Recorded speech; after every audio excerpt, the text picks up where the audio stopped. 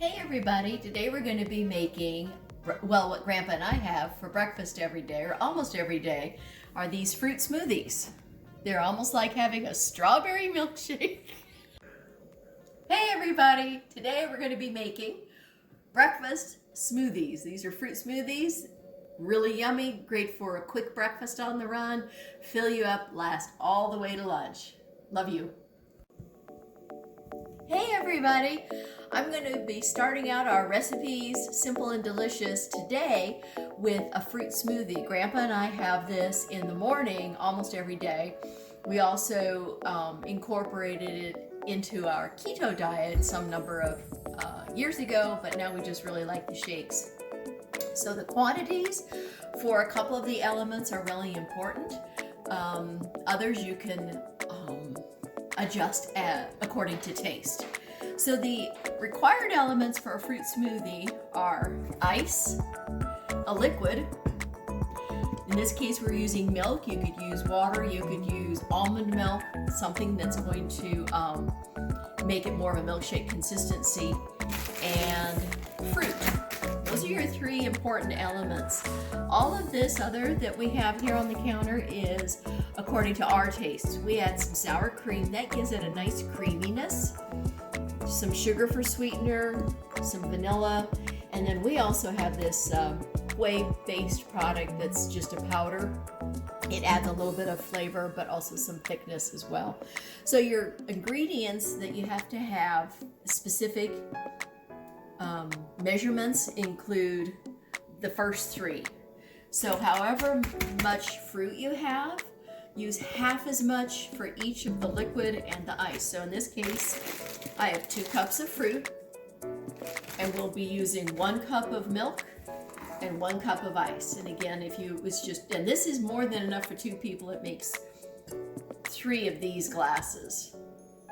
If it was just 1 or 2 of you and you don't want quite that much, use 1 cup of fruit and then a half a cup each of the milk and the ice.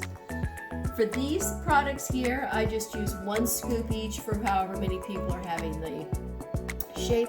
Just a little bit of vanilla, which is about a teaspoon. You can just eyeball it, just don't use a lot. A little bit of sugar, because we like our stuff sweet, I do. And then again, a couple of big spoons of the sour cream. You don't really have to measure it. So let's get started. I do the ice first. There's no particular order. In this particular blender, everything can go in at once because it's a pretty strong one. You may find that you want to do it in stages where you add the fruit at the end and whir it up as you go. So I put a cup of ice in.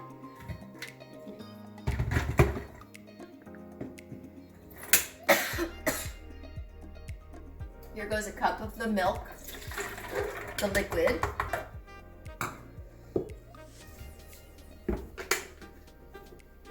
I'm gonna put my fruit in at the very end. So this is just a couple of big scoops of sour cream, as much or as little as you want. See, if you didn't want it so creamy, maybe just 1 of those big spoons. There's a couple big. That is actually about a half to 3/4 of a cup of sour cream. So it's about the same amount as the liquid and the ice. Here's my sweetener. And for us, for the sugar, we had a couple of tablespoons. And again, you just need to eyeball it because it's not a specific measurement that you need to encompass. We got some sweetener. Here you go. I mean, some flavoring. And just shake it in about half a teaspoon.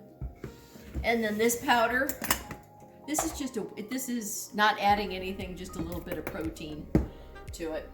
If you have a whey product or some dietary thing that you like, this we get at Costco. It can be added optionally. And our new blender, our old one wouldn't take all 2 cups of fruit. This one seems to do it. cinch it down, and you just let it go. You're going to find it, you'll see how it changes color. It goes from this darker color and then this lighter as it incorporates more air into it.